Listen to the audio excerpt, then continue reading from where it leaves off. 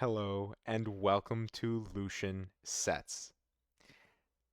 When this video comes out, I will be on a plane flying back home from vacation. So, what better time than that to share some pictures of my time abroad?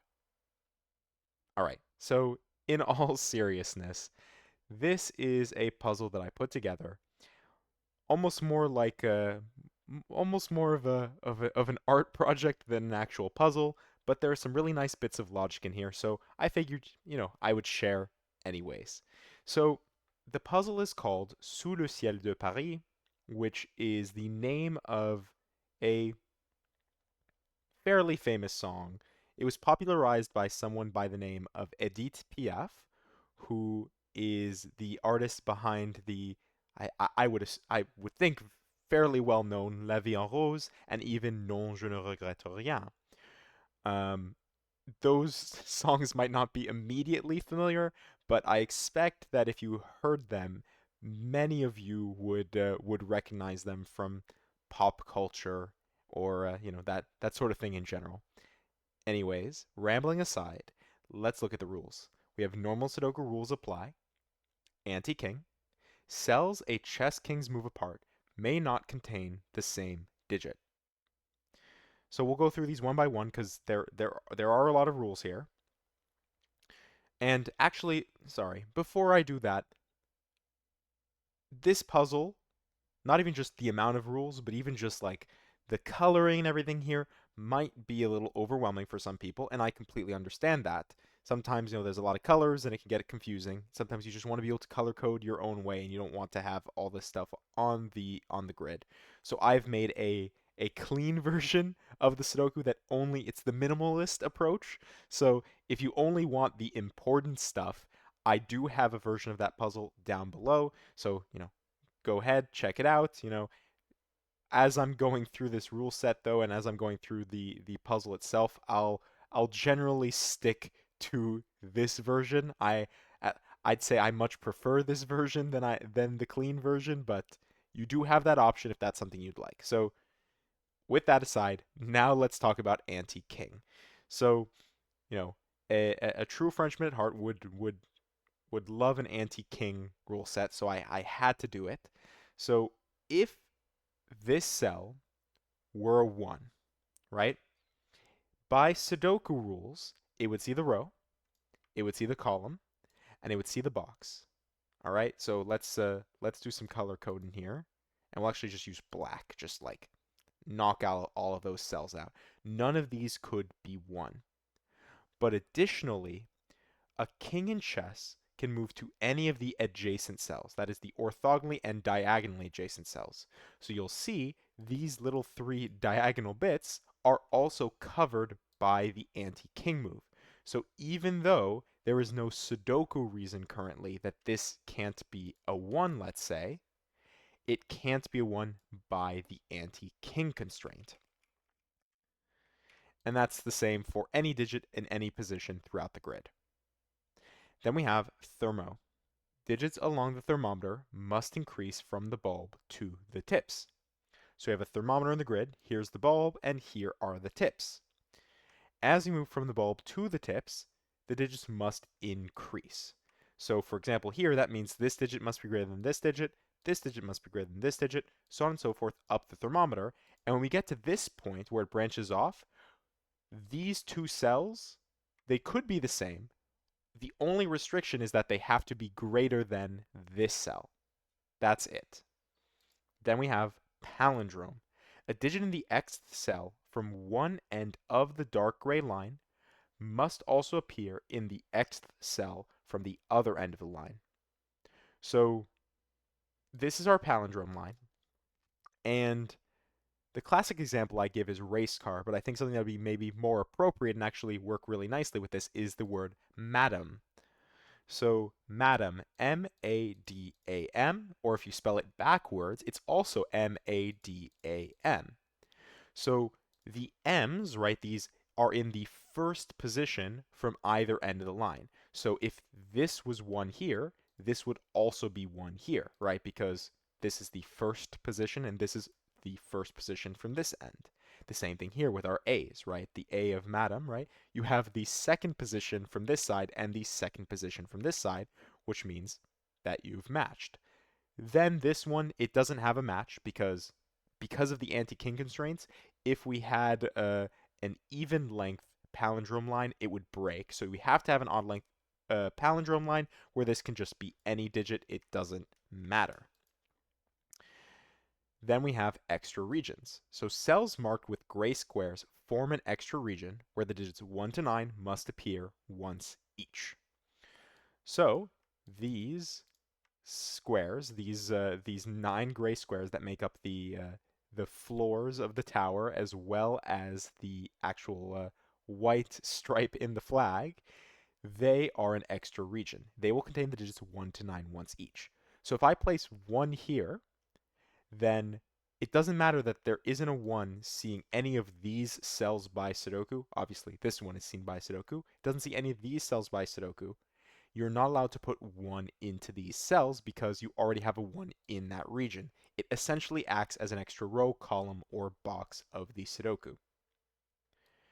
Then we have killer. Digits in cages may not repeat and must sum to the total given. So we have 3 cages here. They are these dotted dashed regions. They are the clouds of our art piece. And all you have to do is place digits such that they do not repeat within this region and they sum to the total given. So we need 6 digits that will sum to 36, 5 digits that sum to 19, and 3 digits that sum to 24. Then we have even.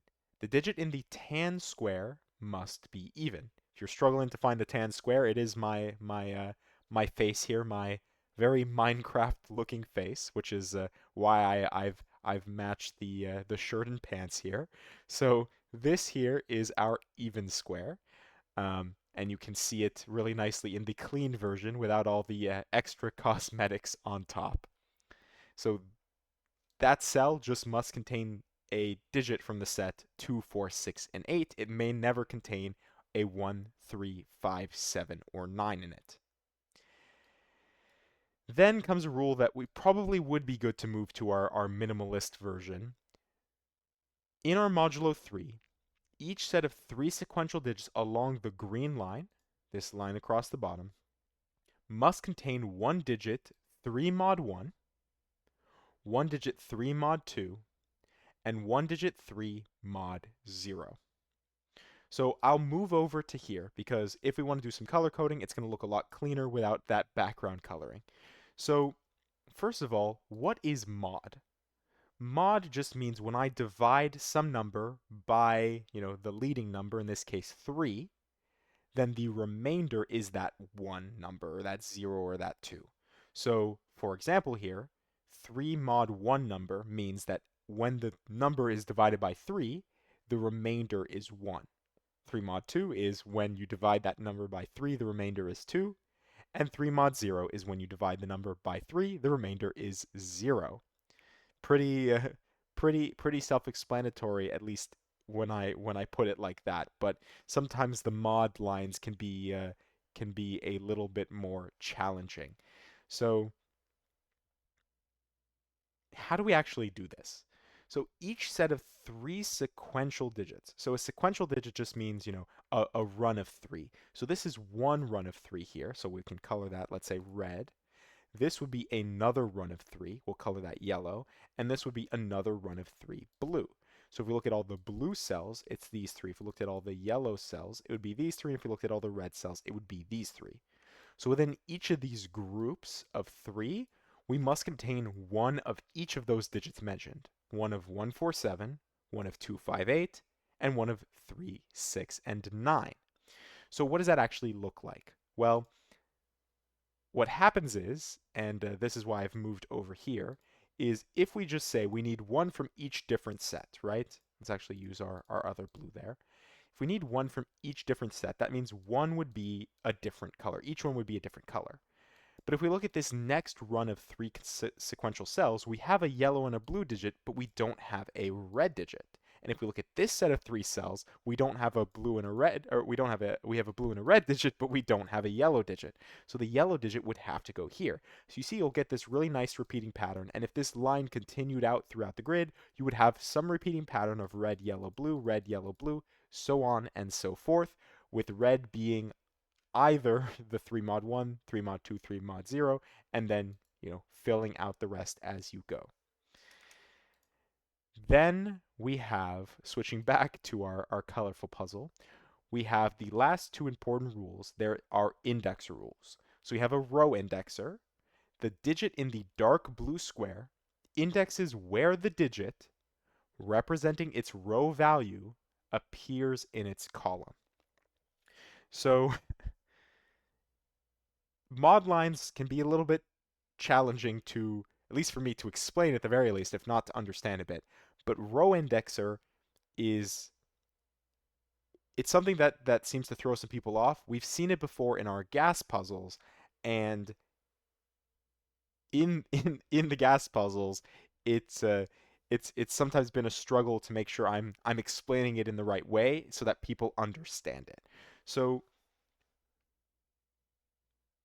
when I say index, I mean that this cell or this digit will point to the position representing its row value, right? So its row value. So what is the row value of this cell? Well, the column value is 6, the row value is 1. So what this cell tells me is where the digit 1 appears in this column. So if 1 went here, this would be the 6th position, so this would be a 6 here. If this was 4, then 1 would be in the 4th position here. If this was 1, then 1 would just be in the 1st position, so it would index itself. It would point to its own value. In the same vein, we have the equal but opposite column indexer, where the digit in the red square indexes where the digit representing its column value appears in its row. So its column value is 8. This is the 8th column. So if we put 8, let's say here, then this number would be 7 because 8 is in the 7th position. If this was 1, then 8 would be over here in the 1st position. So on and so forth for all the possible numbers throughout the row here. And it could be really interesting, just saying, if these interact with each other. The final rule, which is only relevant to this version of the puzzle and does not exist in this version of the puzzle, is that all other lines and coloring are simply cosmetic. So all my little facial features, my little shirt and pants, and even the background grass and sky coloring are purely cosmetic. They mean absolutely nothing to the puzzle, and it's not necessary to worry about them for this puzzle. All right, so that was quite a lengthy rule explanation. I'll probably remember to put like chapters in here, so hopefully anyone who just didn't want to hear all the rules can just skip ahead to where I actually jump right into the puzzle. All right, so right off the bat, what should hopefully grab your attention, well, all right. I guess I'll tell you something at least that I've done in this puzzle, and I think I've done in some of my previous puzzles as well, is that in the case where I have multiple constraints like this overlapping, I sort my constraints in the order of, I guess, when they come into play. So I kind of give you a hint in the way that I structure the rules. So anti-king is just a general thing for throughout the grid. But the thermo, we have a 9-length thermometer, and there is only one way to fill out a 9-length thermometer. It's not a slow thermo. It couldn't be a slow thermo because of the anti-king rule. It has to be a normal thermo, which means it is 1, 2, 3, 4, 5, 6, 7, 8, and 9 up the board. then this digit just needs to be greater than 6, right? So it can be any of 7, 8, or 9, but what that does is it places 7, 8, or 9 here. So, so far, so good with that. And there's a couple ways that you can actually approach this. Um, there are a few paths you can take. One, I guess, kind of skips over what I was looking for originally, and this is where I wasn't sure if I wanted to put the even rule uh, before or after the killer rule, because the palindrome already, with the extra regions, does something really powerful to this box here. And I want to just leave that with you and see if you can spot that as I move on to maybe something a little different, a different approach that one might take. So, what digits are we missing from the column here? Well, we are missing 1, 2, 3, 4, 5. But 4, 5 do some really interesting things. So we'll just do our naive pencil marking. 1, 2, 3, 4, 5.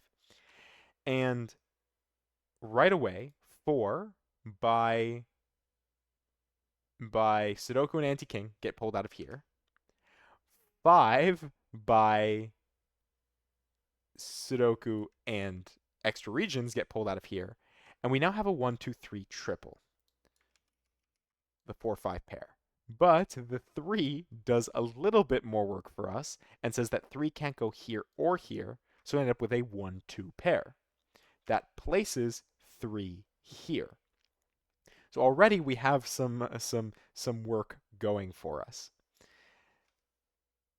Now, I've let you sit with that little tidbit from before, that the way that palindromes play together, and 7, 8, 9 are digits that come in to play kind of throughout the grid. They'll come into play in this 36 cage. They'll definitely come into play in this 24 cage, which we can just address right this moment, because a 3-cell 24 cage is the maximum. It requires the digits 7, 8, and 9. You can't put anything less in there or anything more. This is the best you're going to do, where 7 can't go here by Sudoku. But what I was trying to point you to before was the fact that this digit is this digit, and where does it go in this box here, in box 8? Well, if it's this digit, it can't go anywhere here. If it's this digit, it can't go anywhere here. It can't go anywhere in the extra region, and even without knowing that this is specifically 4, 5, because you know it comes from the set 7, 8, or 9, it must it's already seen by the column here. So without having any other information, you instantly know what these digits are, which is quite interesting. Just a fun little thing that happens because of the palindrome and extra region interaction. This, my face here, becomes one of 7, 8, or 9. But because it's even, it only has one option. It has to be 8. It has to be 8. So now, excuse me, in this box here, where does 7 go? Well, there's a couple ways you could see it. One of the ways is I guess the intended path, which is seeing that anti-king pushes 7 to this cell. But also, if you did look at this 24 cage and you realized, hey, 7 acts like a pointing pair, then you might realize that 7 has to go here. If 7 has to go here on the palindrome, it also has to go here on the palindrome. And now this kind of complicates things for the extra region. Where does this extra region get its 7 from? Well, definitely not here. Definitely not here, here, or here, or here, or here. So there's only one option left for 7, and it is in fact here. And what that does is it places 7 here. And let's, just for consistency, let's pencil mark the extra region here. The extra region currently is 4, 6, and 9. 4, 6, and 9, where this can't be 4 because of the 4, 5, and this can't be 9 because of the 9. But what this points to is something interesting about this mod line here. So this mod line right, needs to have one of each of those mod numbers that I was saying before. Or sorry, one of each of the mod numbers in each sequential set. So if you remember when I was doing my color coding, I think it was red, yellow, blue. I had two reds, two yellows, and only one blue. Well, right away, 1 and 7 are already pulled out of the running for the 147 mod 1 digit, which means that set, that 4, can only appear once on the mod line, and it does. So we'll place the 4 here, we'll place the 5 here, and that leaves us with some gaps that we need to fill in. And that 8 that we just got does some work for us, because this means that the 3 mod 2 digit, or I guess digits, must be 2 and 5. So this cell here cannot be 2 or 5. It cannot be 2 by anti-king, and it can't be 5 by Sudoku. Which means that this cannot be the 2-5 sequential pair. This must be the 2-5 sequential pair, and because of the 2 and the 5, we can actually place the digits. Then 2 gives us 1, 1 gives us 2. We are missing 1 and 9 from here, which we can't quite resolve yet, but a 1-9 pair does give us 9 here. That tells us the only place for 8 to go is here, and this is 7. Then if we look across here, 3, 6, and 9, we can throw down, again, naively in this case, but this cell can't be 3 because it would see both of these cells. So it's a little bit of a restriction, but not much. We do have a 4, 6, 9 triple here, which can't really do much with right now, but given the fact that you have a 4, 6, 9 triple, it can come into handy later down the line when you might be analyzing the column here. So where do we actually want to look? I guess it depends. There's a couple places. This row is a place that I really liked because of this 2, 5 here. So we're missing 2 and 5 from the row, and there's 2, 5 in this box, right? And you can kind of see a pattern here, the 2, 5. So it pushes 2, 5 here, which again, right now is not necessarily helpful, but down the line, it might be. 4, 6, 9, we are also missing 8, right? 4, 6, 8, 9. So we'll just, again, naively pencil mark 4, 6, 8, 9. And I actually don't see any restrictions on it just yet. Now what haven't we really done much with? Well, we can look at the cages. There's work that can be done with the cages, and how about that? I'll leave you with that. You can do something with this 19 cage right now. You can figure out, with the current digits on the board, you can figure out what goes in that 19 cage. So again, I'll leave that as an exercise to you that we will come back to in a bit. But right now, I want to address something with this cell here, our row indexer. So this row indexer tells us where 1 goes in, can't seem to highlight, in this column. And right off the bat, we can't have 7, 8, 9. We definitely can't have 6 or 5, which means 1 needs to appear in one of these 4 cells here. It needs to appear in the 1, 2, 3, or first, second, third, or fourth cell down the column. But there's something interesting that comes from that as well. So 4, 5, 4, 5. Again, we've seen that throughout the grid. We have the 2, 5, the 2, 5, right? That sort of pattern.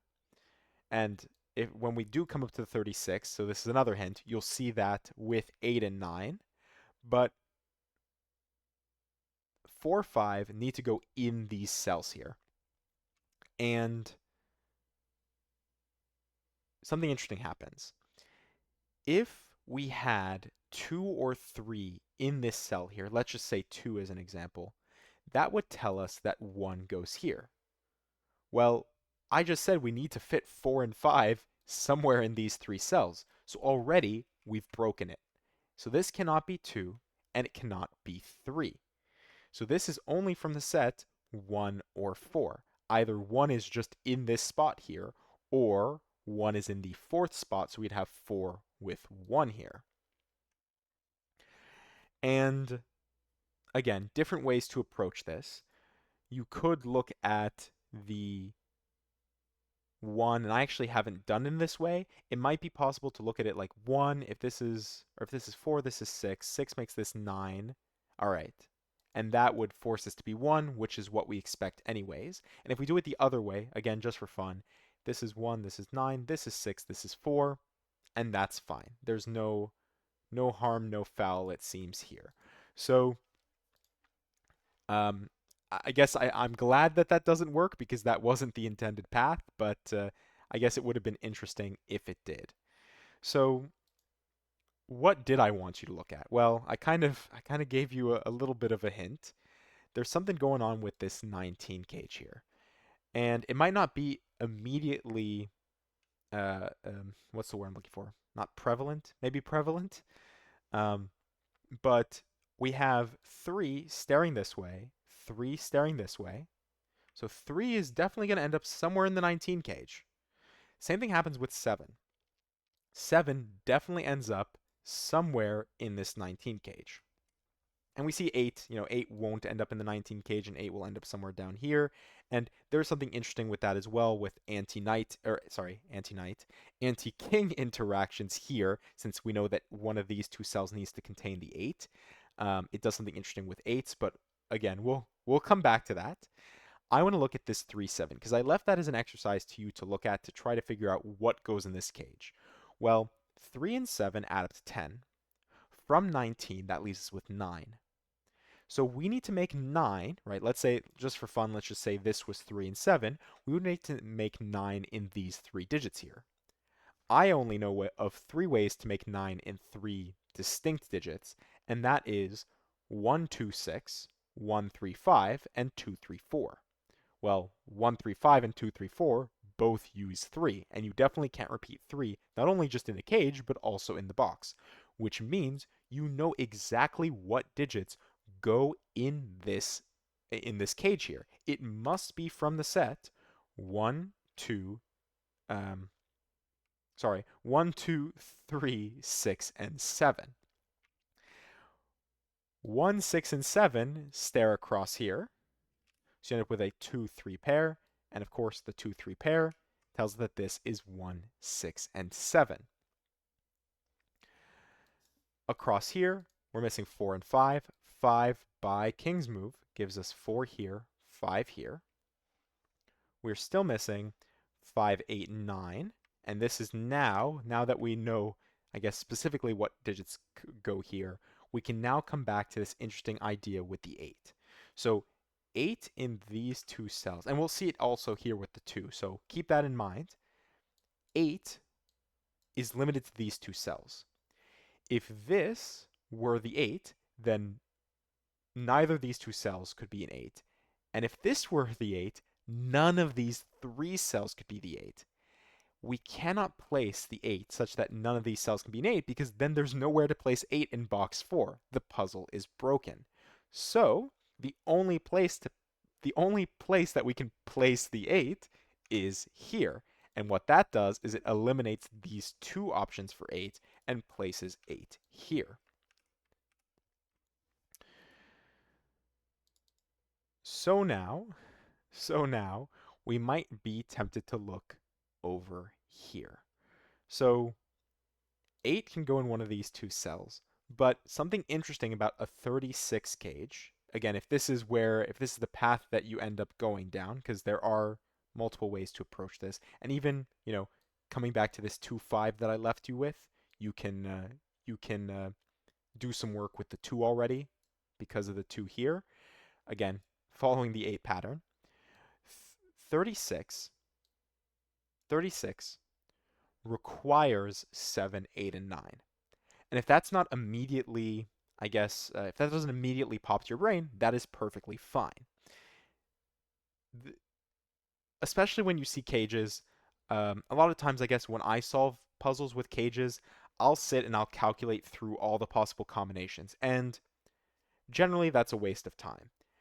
If a setter is setting, if the setter set the puzzle in I guess a logical way, there's probably a way to intelligently eliminate options from the killer cage, similar to what I tried to do here with like the 3-7, so you only have one way to build the 19. I didn't want people scrounging around like I do, trying to pull digits from their brain to build the cages out. So in the same way, this 36 is it's not like, oh, there's only two combinations, but it is limiting because if you think about a full set of the digits 1 to 9, right? You might have heard of the secret before, and I hope that you have. If you haven't, then there's a lot of Sudoku content out there that you are missing. But the digits 1 to 9, once each, sum to 45. And here we have a set of 6 distinct digits. So the difference between 45 and 36 is 9. And the difference between the amount of digits that we're using is 3. So once again, we need to think about how do we make 9 in 3 digits? And there are only 3 ways: 126, 135, and 234. 7, 8, and 9 were never mentioned there, which means we are never allowed to exclude the digits 7, 8, and 9 from this 36 cage. So, if we can never exclude the digits 7 and 8 and 9 from the 36 cage, it means that they must appear in the 36 cage. I think that's fairly straightforward. And because of the work we've done with 8s here, we can actually place 8. We know it has to appear in the cage. It's definitely not going to appear there, so let's just eliminate that as an option. So in the box, 7, 8, and 9 appear here. 8 by Sudoku can only go here. Let's eliminate some of those. This can't be 9. And again, something interesting comes from this. And this is why I didn't do the 2, 5 here. It's because another way you can approach this is seeing that 8 is what this column indexer points to, right? This is the 8th column. So where does the 8 appear in this row? It appears in the 2nd slot. So that gives you a 2 here. The 2 here feeds the 5 feeds the 2 in return. 5 actually in this box, sorry, not yet. Sorry, I'm jumping ahead of myself. Not quite yet. Or no, actually, sorry, it does. 5, I missed a step. So I talked about 4 and 5 in this box here. 5 can't go here, we proved that. And 5 can't go here by King's move, which means 5 can only go here. And now, right, now we can place 5 in this box here. And we should be able to place our 8 here. And again, there was another way that you could get the 8 here. 7, 8, and 9 being here gives you like an 8, 9 pair across like this. And you can actually fairly quickly figure out where this has to be 8 and figure out the 7, 8, and 9, that whole thing. But it's again, it's a different approach to get to the same place. All roads lead to Rome, or I guess in this case, all roads lead to Paris. But yes. So now with that, we're just trying to place digits at this point. We're seeing where can we place these digits. So what was I looking at? Oh yes, 4, 6, 9. So I mentioned this a while ago. What digits, now that we've filled in some of our work, 5 and 8, what digits go here? Well, we're still missing just the very simple digits 1, 2, and 3. So we need to fill out 1, 2, and 3 somewhere here. Right? We don't know quite how to do it yet, but we do maybe see the 1 and 2 here, which gives us 3, and 3 leaves us with a 1, 2 pair in the column, but the 2 here gives us 1, which gives us 2, and this 1 gives us 4. And the second we have 4 here, we know that this is 1, this is 9. 4 gives us 6. 6 tells us that we need to place 9 here because of our extra region rule. So this is 9. This is 4. It is the only digit that we haven't placed yet in the extra region. This must be 6. And also, I guess another way we could have looked at it is we knew that it couldn't be 9 for the same reason of 5, 8, 9. So it would have limited us to 4, 6, but in this case we can just place 6 here. And again, a few ways to approach this. 1, 6 just instantly gives us 7 here. So 7 gets eliminated as options from here. And actually, even better, we can place 7 here. We're still missing 3 and 4. Or not 3 and 4, sorry. Sorry. 7 here. We're still missing 3 and 4 here. Again, getting a little ahead of myself. 7 gets placed here. We're missing 1 and 3 across here. 5, 9, 4, 9. We have 4, 9 here. 4, 9, 3, 6, 9, which is not quite 3, 6, 9, and we can actually do even better. So if we look here, we can realize that we're also missing 3, 6 from this cell, but again, our anti-king move coming in clutch, as they say, and this cannot be 6. It must be 3. 3 makes this 6. 6 makes this 3. 3, 6, 9. 9, 3, 6. Here we need to place 1 and, what is it?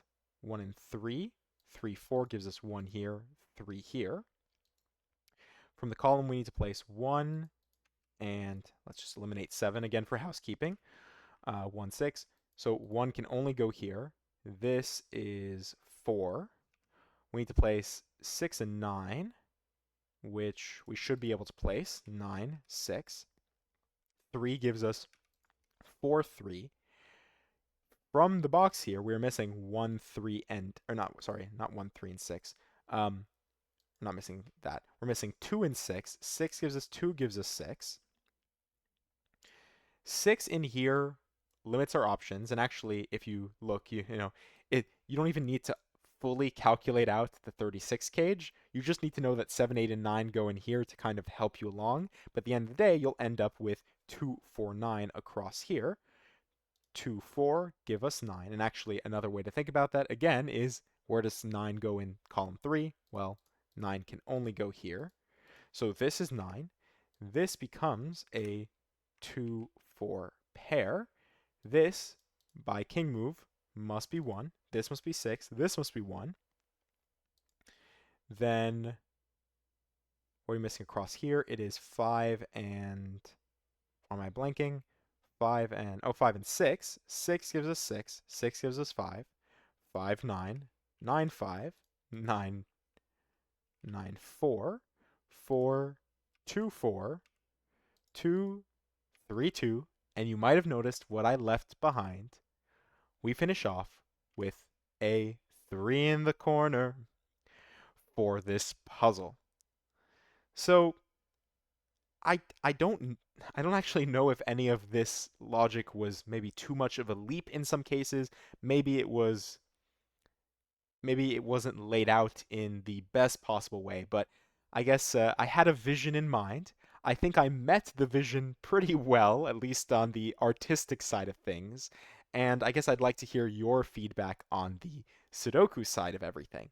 So please let me know what you think of this one. And yeah, I'll be back to making my regularly scheduled daily gas content and what have you when I return. So with all of that, I hope you enjoyed, and thank you for watching.